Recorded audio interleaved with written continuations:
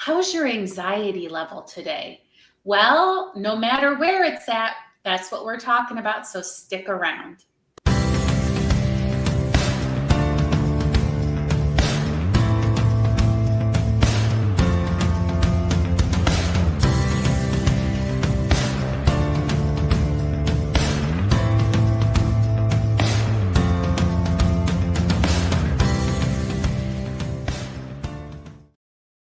Hello and welcome to the Christian Indie Writers Podcast, where we inform, encourage, and support Christian indie authors on their journey to publication. My name is Jamie Hirschberger. I write short fiction under the pen name J.R. Nichols. And I'm Christina Catane, and I write Christian fiction. Jennifer Karrol is experiencing the worst of the worst tech issues, but I did see her already in the chat with our amazing audience.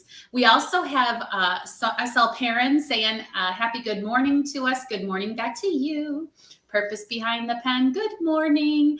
And there's Jen. Good morning, Jen. And good morning to Piper. If you ever have the opportunity to watch us live at 10 a.m. Eastern on Fridays, we would love to have you join our active and vibrant chat community.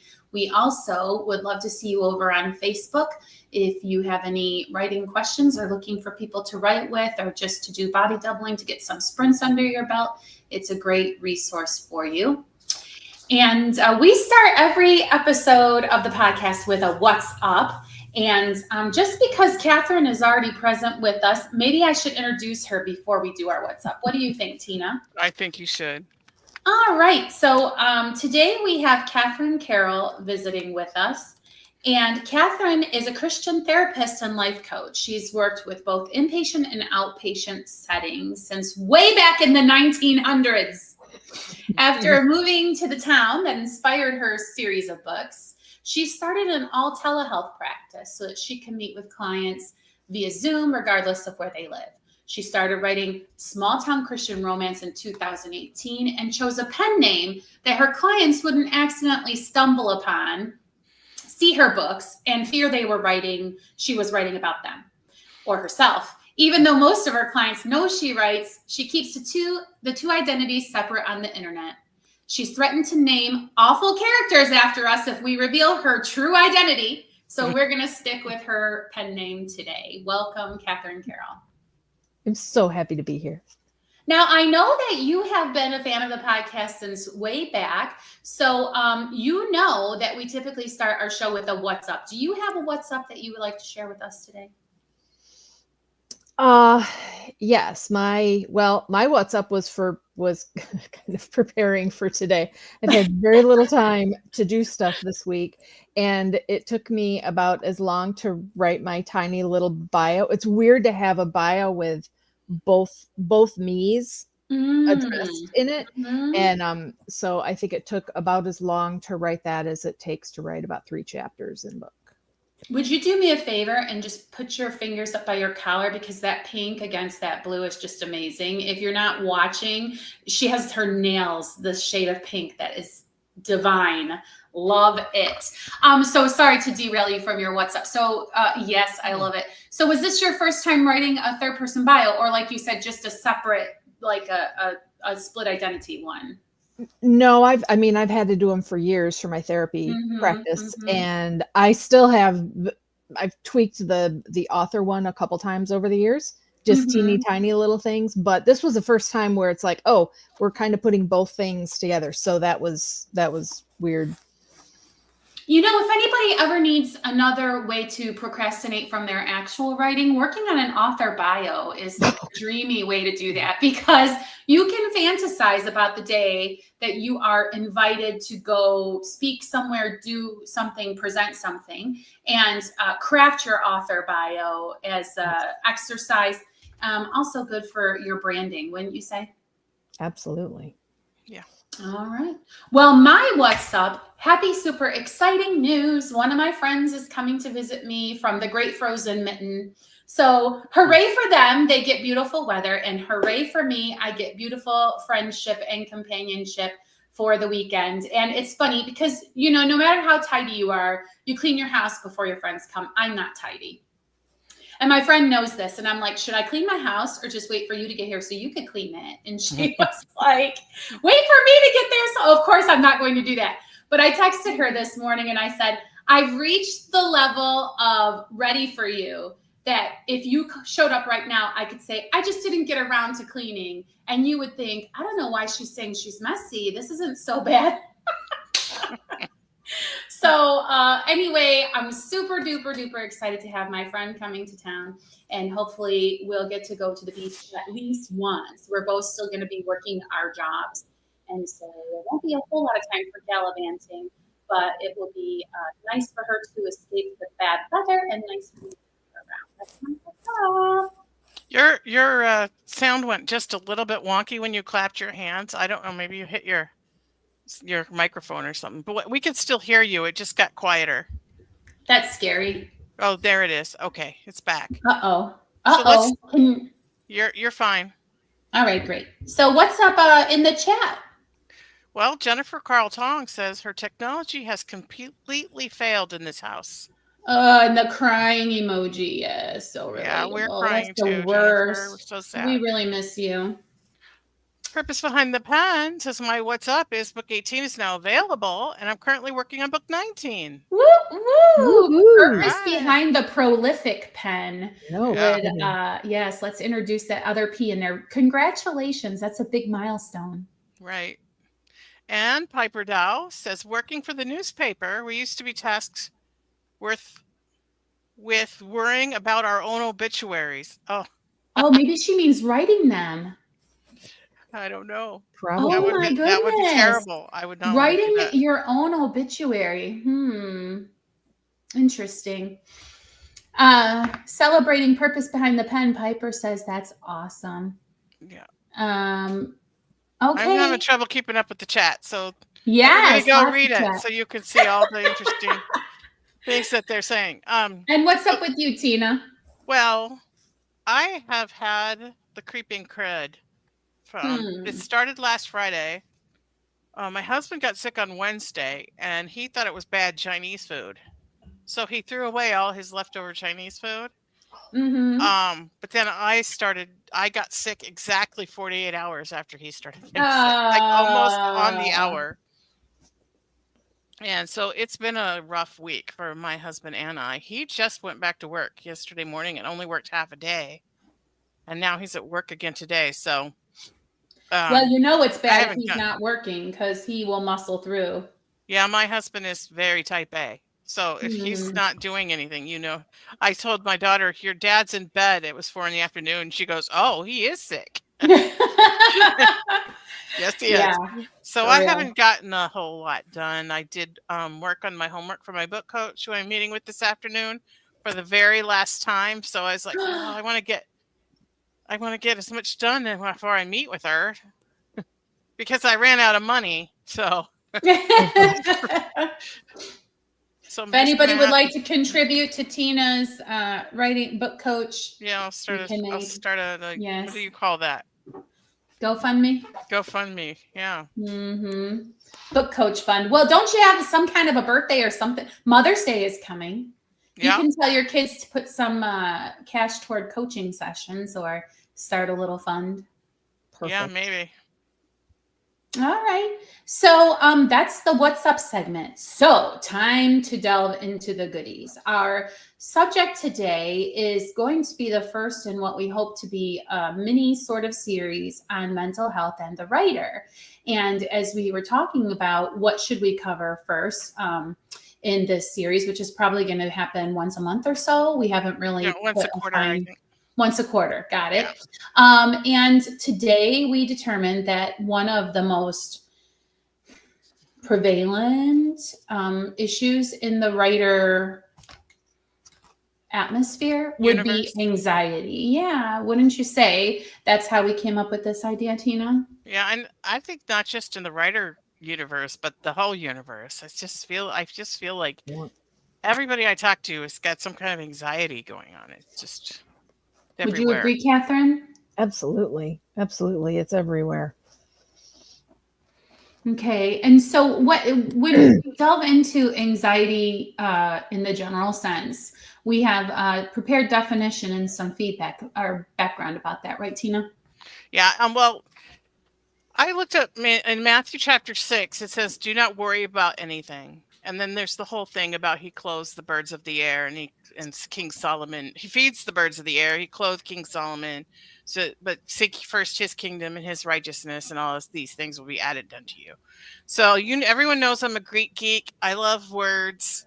So I went into my interlinear on Bible Hub and I looked up the word for worry in the Greek, which is merim naho, and it's to be anxious, to worry, to care for.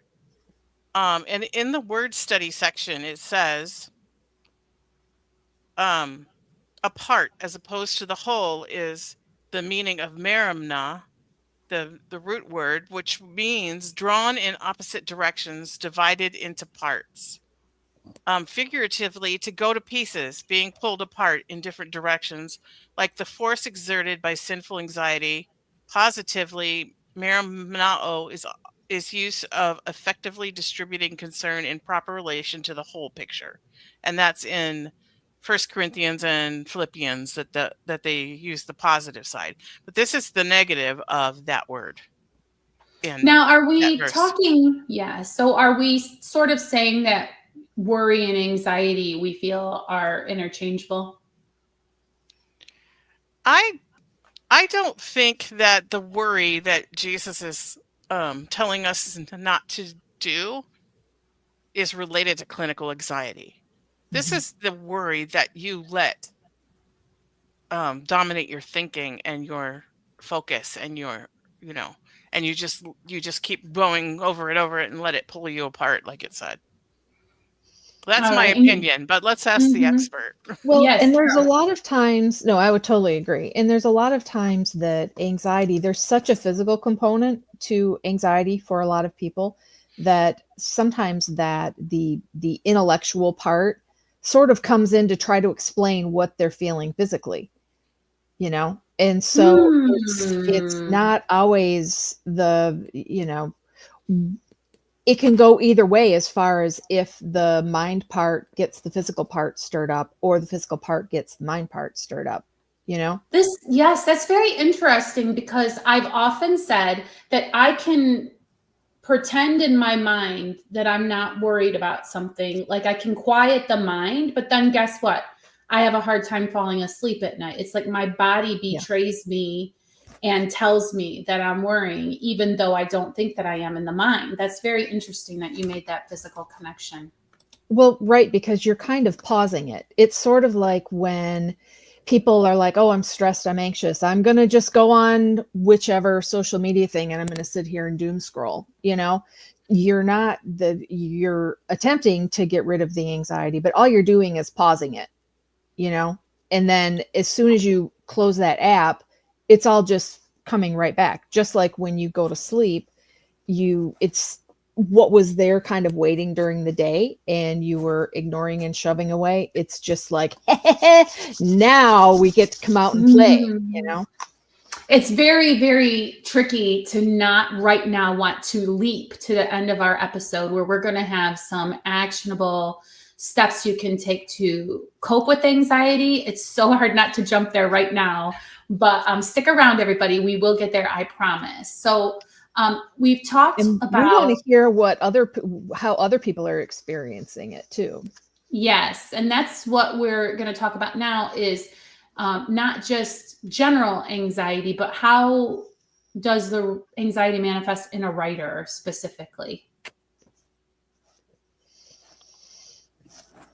I just wanted to share what Piper said. I used to not Okay. realize I was worrying until I ended up with a cold sore because I pushed stuff out of Oh, my mind and my body is still experiencing the Mhm. stress. wow. Well, I would love to hear that's how long really it took to make that connection because that is like next level being aware of your body stuff, you know? That's really impressive that she was able to see what was going on. Well, that really seems unfair because if you're trying to, do what Christ says and not worry about something, and then your body goes and worries about it anyway, I mean, that's not really my fault, is it? Like, I don't control how many times I blink every minute. I don't control how many times I take a breath. It really seems a little bit unfair for us to be kind of commanded to take control of all of that, and then for our body to continue to manifest the worry. It's not fair. I would argue that we're not commanded to take control of it. We're commanded to surrender it. So when it happens, just be like, oh, well, my No, body's got a seek ye cold sore. first the kingdom and his righteousness. So I heard this great analogy yesterday. This guy was talking about the kingdom of heaven is like an oven, and we are chocolate chip cookie dough, and we are on the cookie pan. How do we become a cookie? What do we have to do to become a cookie? Ooh, we have to go through the heat. We can't do anything. The baker, the creator of the cookies, has to put us in the atmosphere of 350 degrees. And we have to sit in the atmosphere of 350 degrees until we become a cookie.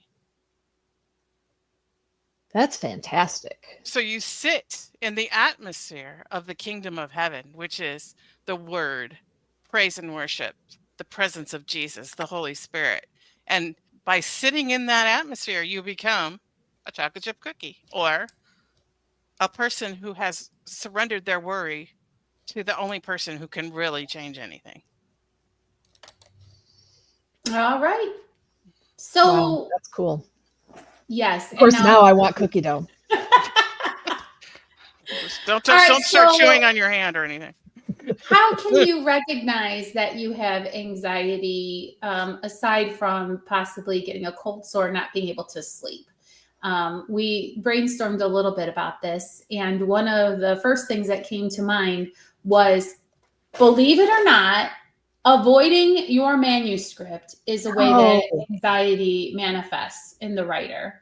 No one does that. Never.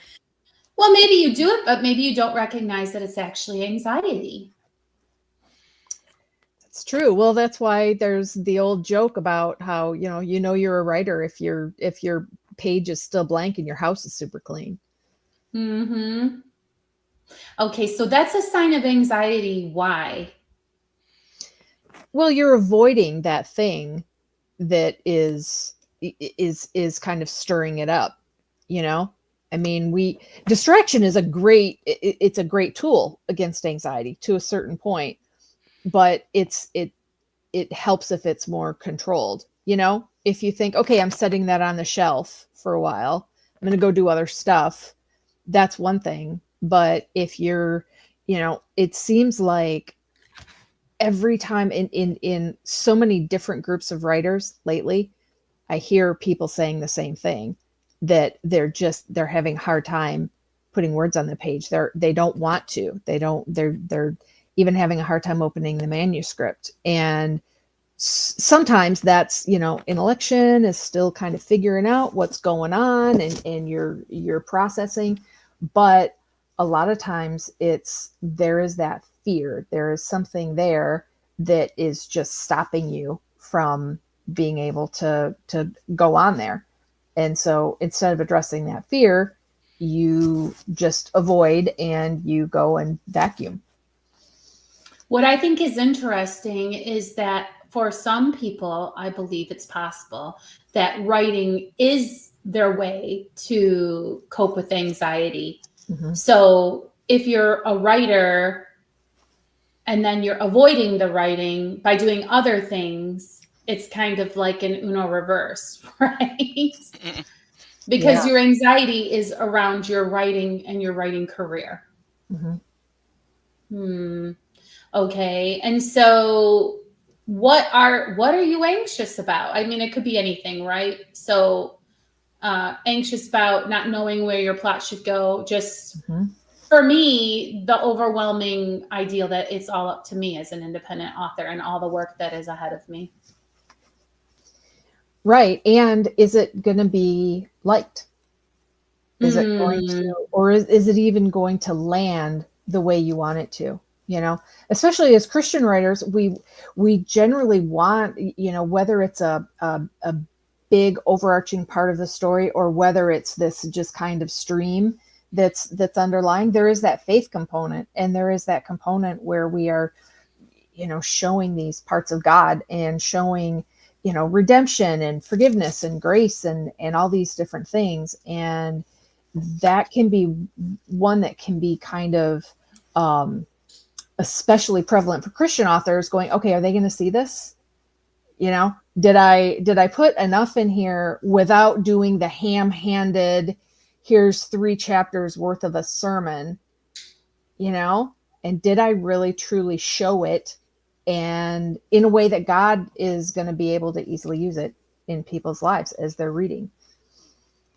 Yeah, I think that's a lot of my anxiety is I'm discovering that my core fear is not being good enough.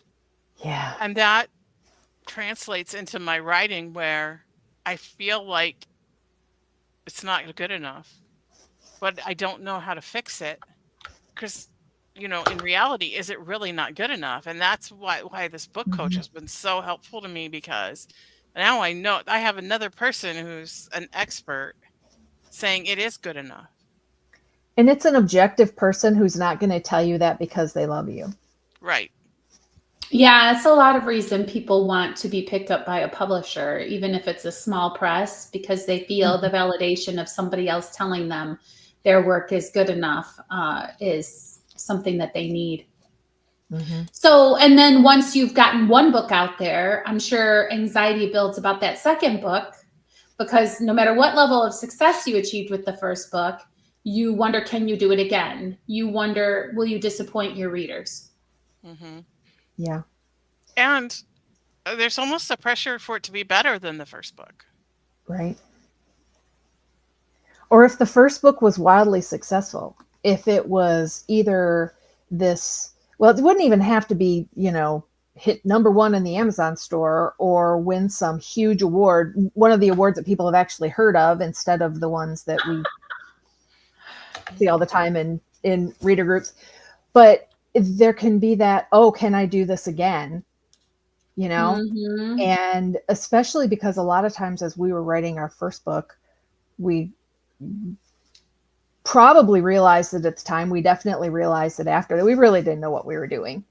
And how do I go and replicate that, especially if I don't really know why it caught on with people? Mm-hmm. That Mm-hmm. in and of itself that can stop people from ever writing a second book. Yeah, you wouldn't think that success could be anxiety inducing, but I just was reading, oddly, about Barry Gibb of the Bee Gees. If you don't know who the Bee Gees are, you are probably a very young person, and I am jealous. However, And you need to go find out because they're awesome. immediately, Hmm. Barry Gibb spent 100 days not speaking to anybody. Why? Because he was so overwhelmed by his success and popularity that he felt completely unmoored, unanchored, etc. And he decided that's what he needed, was 100 days of silence. So just kind of chiming into the fact that success can really also bring out anxiety, oddly enough. And then I think another sign, and the final one that we'll talk about, that you have writer related anxiety is avoiding emotional scenes. Tina, would you like to speak to avoiding emotional scenes? No, I would not. And that's the problem. I would like to avoid this topic. You know, I have emotional triggers for my issues. And so I tend to avoid emotion because it can trigger me. And that same Mm, thing when I'm writing and I rush through these scenes trying to avoid feeling the emotion. The problem is, if I don't feel it, I can't get it on the page. And mm, so I have to allow myself to at least feel it a little bit so that I can connect to whatever that emotion is that my character's supposed to be feeling. Because how can I mean, I don't want to say she was scared. Like, obviously, that's terrible writing. So what does it feel like to be scared? Well, in order to write that, I have to connect with what it feels like to be scared and then try to get that on the page. And I don't want to do that. There's like this Hmm. thing in my brain that's like, no, that's dangerous. Don't do that. Hmm. And have you found workarounds? What I do is I connect to my memories of, okay, I started to feel scared, and this is what it felt like right before I shut it off. Well, that's awesome. And so Yeah. then I can have my character be me and do that. Like, this is how, oh, here, what's this? I'm shutting it off. And I can actually put that into the scene. Then I Mhm. don't have to keep going. Like this one book that I started. I got to the last 2% of this book on Kindle, and I had to shut the page because it was like the culmination of a romance, and the author just kept going on and on about the feelings of the people. And I was just like, no, I can't do it. So I actually DNR'd this book with 2% left.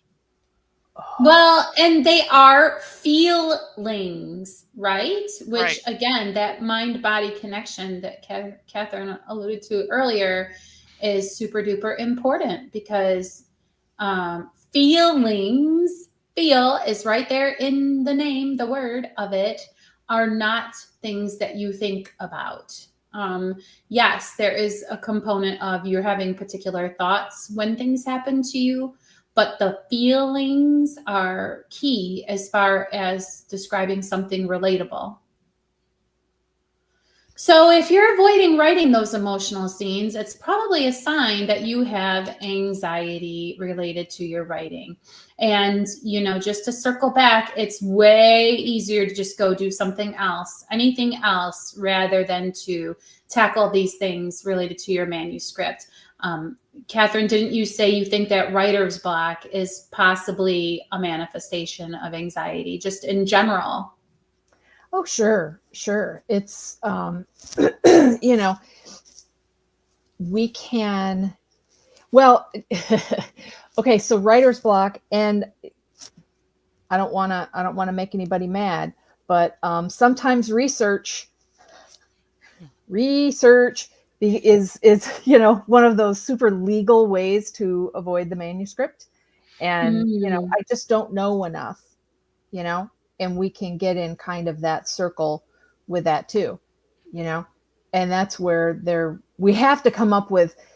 So it'd be really easy to go, okay, here's 5 techniques, this is what you need to do, and there will be people that one or more of those techniques will work for, but not everybody, so and like Tina said, sometimes you kind of have to go back to, I love that image of what did I feel like before I shut it off, where we kind of have to go back to that thing, even if it's just to sort of dip our toe in it and maybe write down, I felt like I was going to throw up, or, something like that. And then go away again if you need to,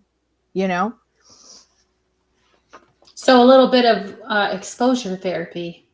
Just a little, not enough that it's kills you. All right. Well, you go ahead, Tina. I was just going to say, it's not going to kill you. That's the thing. Right. The brain thinks you're going to die if you Yeah. do this. It's going to be life threatening, but it's not. And you Right. have to train your brain that it's not. And so, Yeah. Well, because your brain doesn't know the difference between something that's actually happening and something that you're thinking of. I mean, think of the times that even if it's some really weird, like if you wake up after having this just bizarre random dream, but you were feeling intense things, you don't wake up feeling right. And to your brain, that happened. And so, especially if there's any kind of trauma history or anything, your brain is going to try to shut down. It's going to do anything it can to not go back there because it thinks it's happening again, and it's trying to protect you. I heard a really interesting talk from a guy who was a clinical psychiatrist. And has everybody heard of Sybil? She was this girl that had like 20 something personalities. Mm-hmm. And he said, what if we stopped thinking of her as broken or ill, mentally ill? What if we said she's got the most amazing brain, that did the most spectacular job that it needed to do for the circumstances that she found herself in. Absolutely. It was a pretty tragic story, if I recall. Yeah, And she so had some serious abuse. Yeah. Yeah. The times where multiple personality. I mean, there's lots of controversy out there in the field about, oh, is it real? Is it not real? Is it it's generally overdiagnosed, but it is real. And I have worked with people who had the true multiple personality, and you feel like you're with a different person when they switch. I mean, you can be sitting in the same room, but everything about them changes. They are not that same person. And it is an amazing thing that the mind can do that. And nobody gets that if they didn't have, nobody will develop those, split off parts of themselves if they didn't have horrible trauma. So it's kind of a gift to them. It helps them survive. Their And brain then protected later, them. it absolutely. Then later they kind of have to find the way it stops working for them and starts working against them. So they have to find those ways to kind of help it to get back on board where it's helping them again, Yes, and that is obviously a clinical situation, but what brings to mind to me is things like pen names, not necessarily in my case or yours, but in the case of, say, I know like Lady Gaga or Alice Cooper, any of these celebrities, they will say that they have an alter. Not alter like to go pray at, but like alter ego, and that they genuinely try to separate. And I wonder if it's a little bit protective, because when you are a celebrity, people don't remember that you're also a person, and you can receive a lot of hate. And I wonder how convenient it would be to let Beyonce take all of that heat, and me, whoever Beyonce was born as, I don't even know, will be shielded from that, right? Because I have like separated off. Yeah, I mean, it is kind of brilliant, if you think about and I don't know anyone's. I know, okay, the only name I know is Marilyn Monroe, Norma Jean. So Yeah. if and she was, when you read about her, she was a pretty troubled woman. But if she had the wherewithal to go, okay, we're going to let Marilyn handle that stuff, and I'm going to be home on a Sunday with my husband, I'm going to be Norma Jean, Yeah. And if only it could be true, like, I have no accountability for what I do when I am, Superman instead of Clark Kent. If you could legitimately, assign, well, that was Superman. That wasn't me, to whatever behaviors. Although I'm sure Superman would only do good behaviors, so don't come at me. Anyway, well, yeah, a little bit bunny show, but not really. Sorry, what were you going to say? I said, don't diss Superman. I will not. I wouldn't dare. So we did kind of hint and nibble around the edges of some actionable advice, tools around writer's anxiety. So what are those, Katherine? If you wouldn't mind running through just this little bit of the outline we have here with our actionable tips for our listeners. So the good news and bad news is there are a bazillion things you could do, right? But if you look at some of the things you can do, and I always like to take a pretty holistic approach for things, especially with that, and especially because, like I mentioned, anxiety has such a such a strong physical component to it. So a lot of times I kind of start with the physical, as far as being able to kind of pull yourself off the edge of the cliff, So, for a lot of people, doing certain breathing techniques are great, or progressive muscle relaxation, or things like tapping, or things like that, where they get your system kind of working again and working for you, Mm-hmm. Tina, can you share that thing about breathing that we talked about during the planning, about the name of God and the breathing exercise? Yeah, well, I had the psychotherapist tell me a long time ago it's kind of a mindfulness practice to count to 4, breathe in, count to 4, breathe out, and do that 3 times, and it makes you focus on the here and now. But then I heard a preacher from China saying, "What does YHWH sound like?" Because they didn't put vowels in the original scriptures for the name of God. And he said, "It sounds like breathing."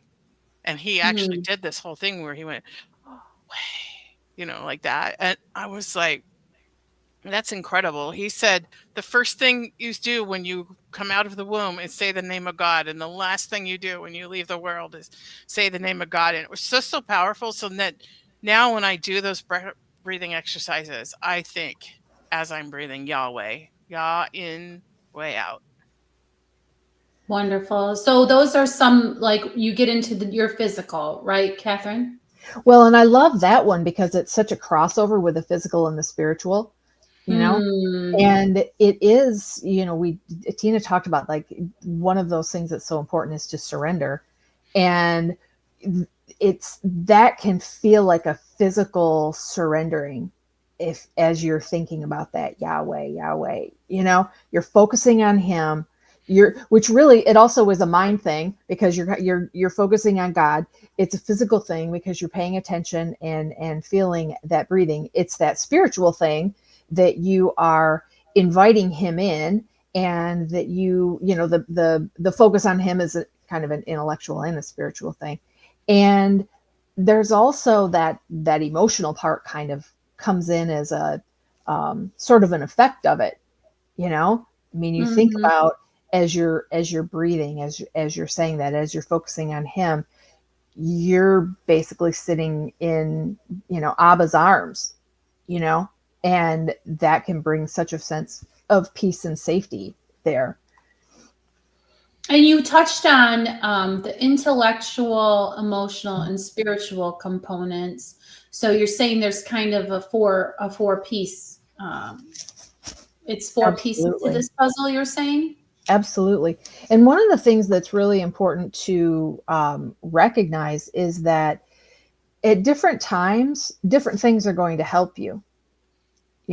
So there might Mm. be times, and again, as we bring it back to a writer and you're sitting in front of that manuscript, Tina, I hope you don't mind if I use your example that you talked about. Like, there was a when you tell yourself, okay, what did it feel like before I stopped it?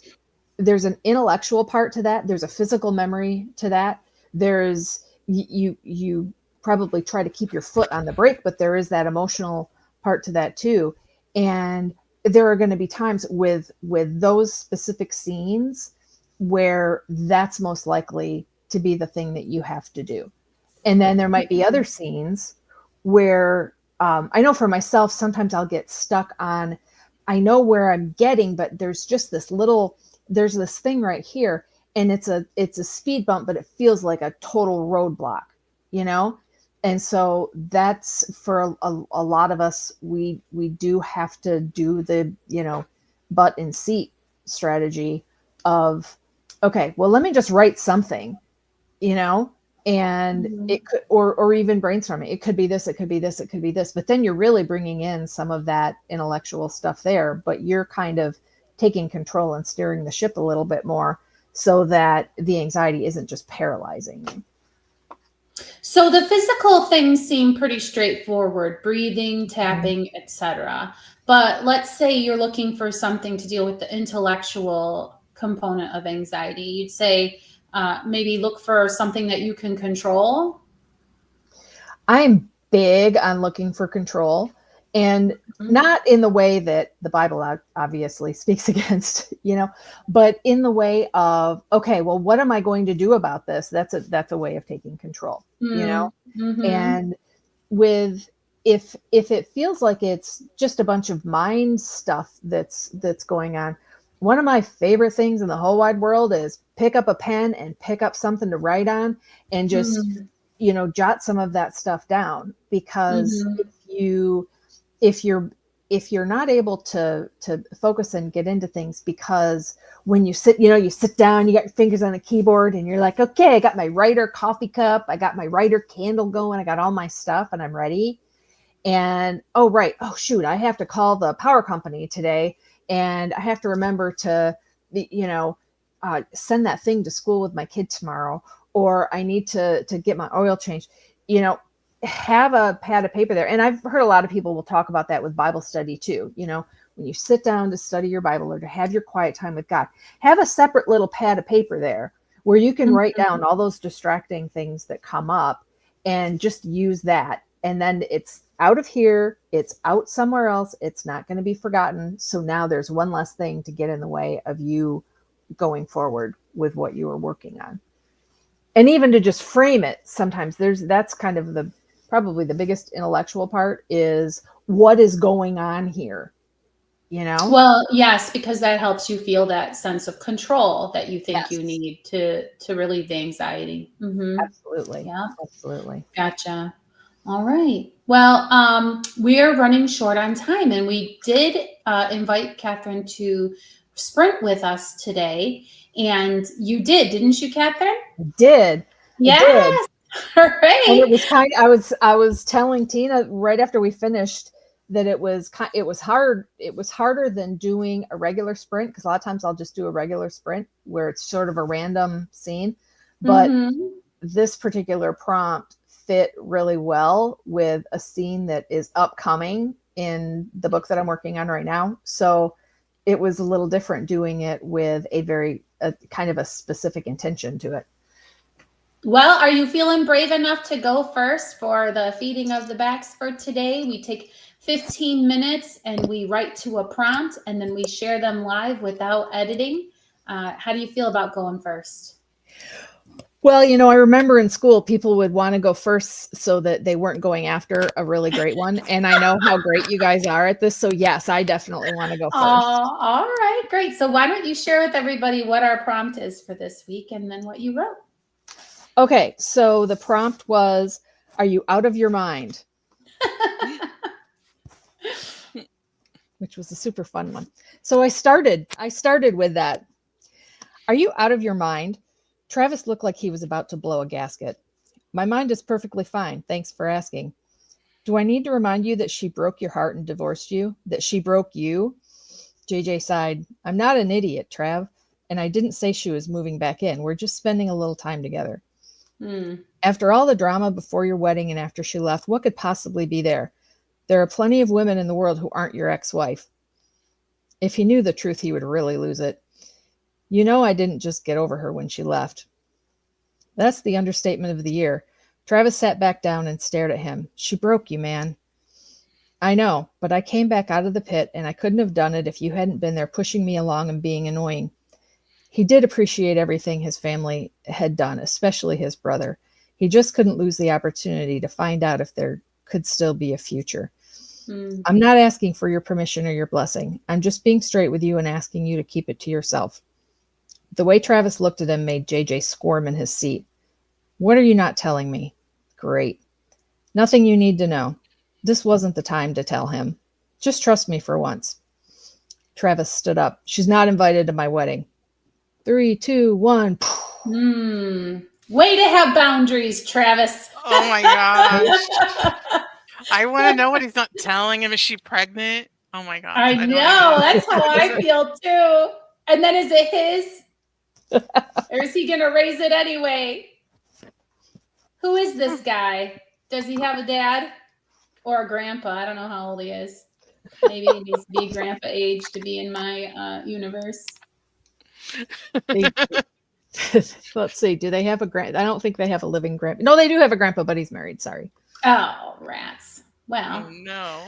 I know. I'm not a homewrecker. All right, Jamie, why don't you share what you wrote, so in case you run out of time and have to jet out of here. Oh, that's right. I wanted to sit here and talk more about Katherine. Katherine, that made me really have a lot of questions, which is a very good thing.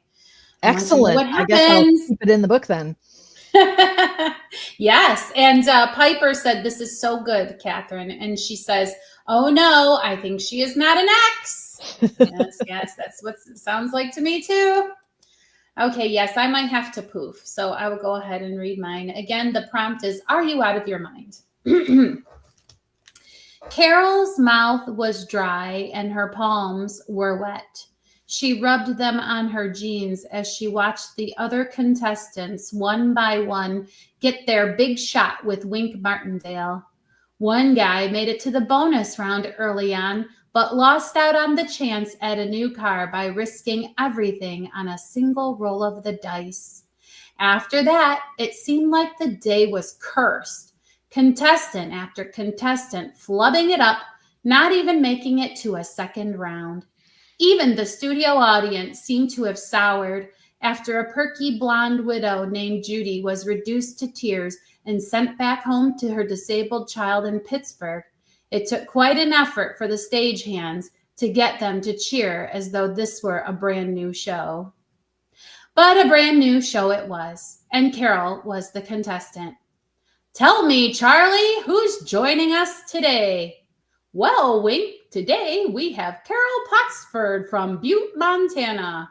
Come on out here, Karrol, if you dare, beckoned Wink, and Karrol was practically shoved onto the stage. Her nerves were getting the best of her, and the bouncy persona she'd adopted for the audition was now nowhere to be found. What's going on, Karrol? You seem a little nervous, Wink said, a slight grin playing about his lips. I am, Karrol literally gasped, and then tried to say it again. This time the words came out as a timid squeak. The audience tittered with laughter.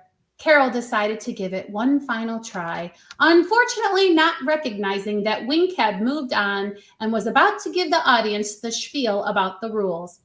I am, she blurted over him, and the look of shocked surprise on Wink's face was enough to send the audience into a bout of cheering laughter. I am, Karrol shouted again, putting her hands in the air like a victorious prize fighter, and then the bounce was back and she was jumping from foot to foot, pumping her arms and leading the audience in a chant. I am, I am, I am. Wink was obviously amused, but he pressed a hand to his brow and shook his head as if wondering how he'd so completely lost control. Finally, with the assistance of the stage manager, he got everyone but Karrol completely calmed down. As he rattled off the rules, she peppered his prepared speech with, yes, sir, and that's right, and that's how I'm going to do it, much to the delight of the studio audience. Finally, it was go time.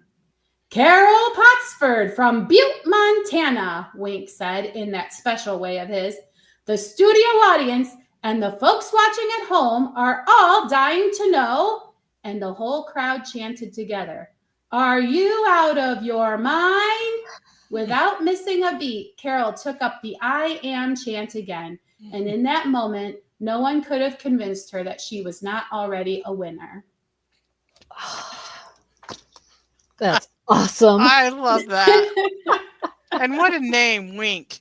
I forgot his whole last name already, but like Wink Martindale. He's a real game show guy. I don't know which one he did. I think it was the Tic-Tac-Doe, but I'm not sure.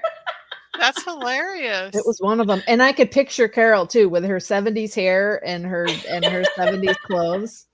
And her New Balance.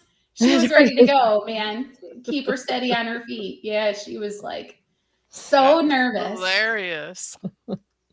Hilarious. I like it when you write funny stuff. Oh, thanks. Like you usually have us crying in our seat, and I'm like, right. Thanks for that. Thanks for doing an easy one. The one that was easy to listen to. Yes. All right, Tina. I hope I get to hear yours before I go poof. Okay, here we go. Are you out of your mind? I'm sorry. I look up to find the waitress standing by the table, pad and pen in hand, eyebrows raised. She had dark brown hair tied back in a bun, and her white apron against a black blouse and slacks made her look very elegant. Oh no, I didn't mean you. I have a tendency to talk to myself. Sorry. She gave me a tight smile.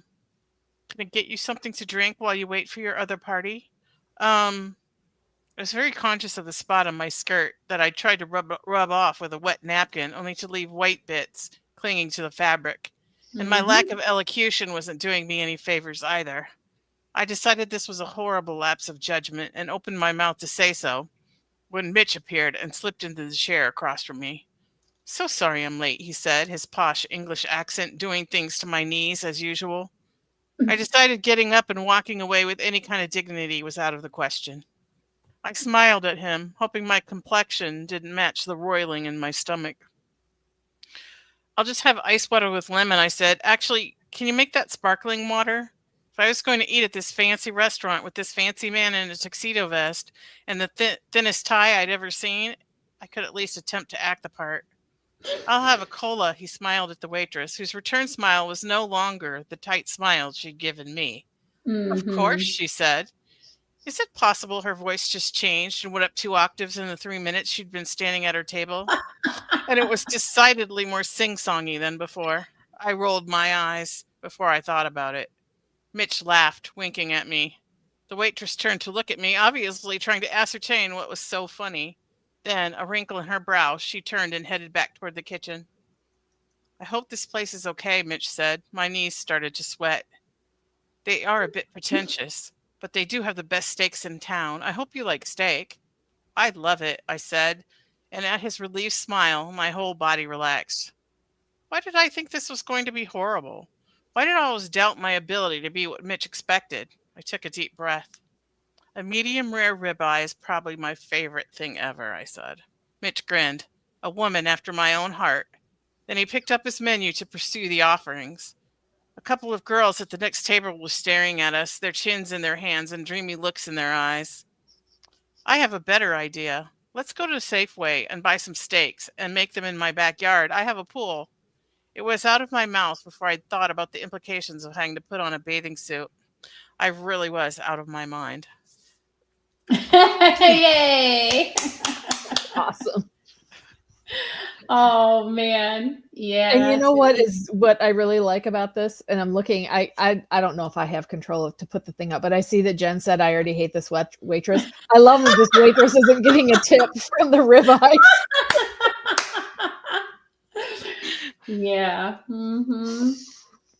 I love the relatable factor of, I mean, who has not been left with napkin bits on their skirt? If you have never had napkin bits on your person from trying to remove a stain with a napkin, I'm not sure that we can be friends. Like, I mean, we can, but maybe not bosom besties, right? Mm-hmm. Well, and the sweating knees had me too. Mm-hmm.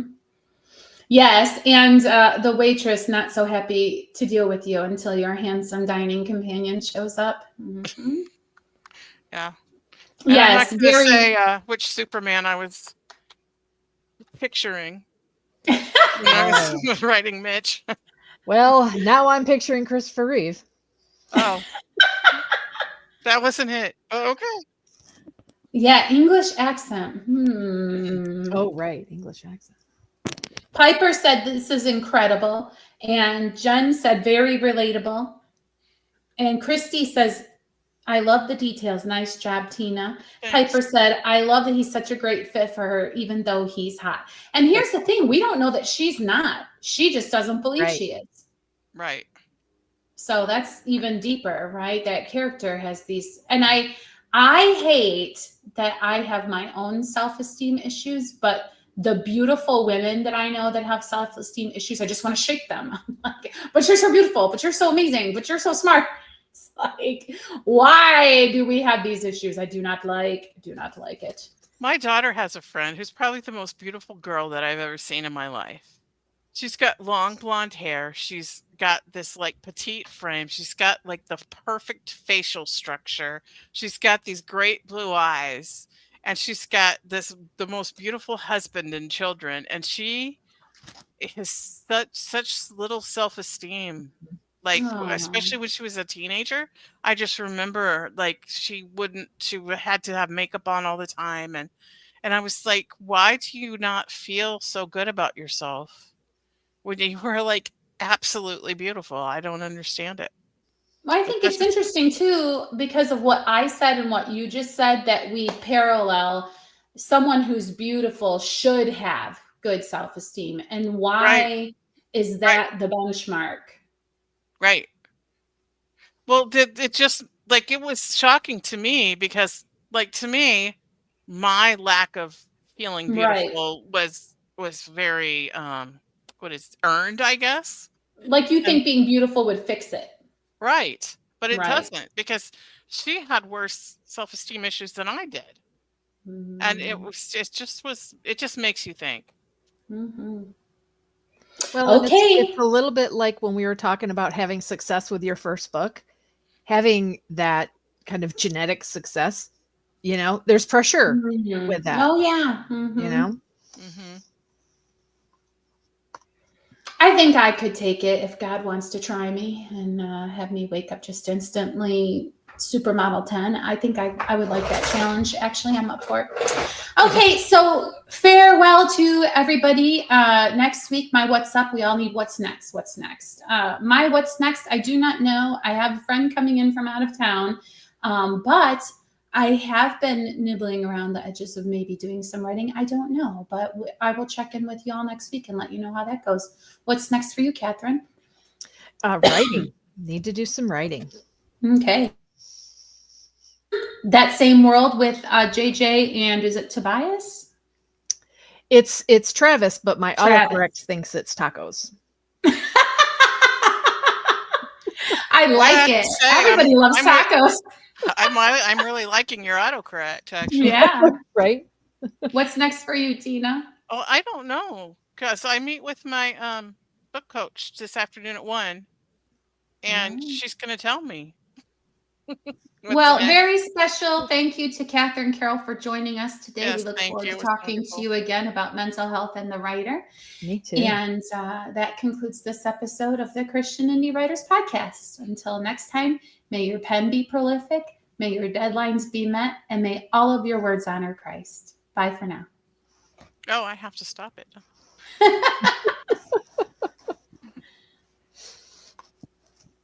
Talk amongst yourselves while I find it. Slowly say bye.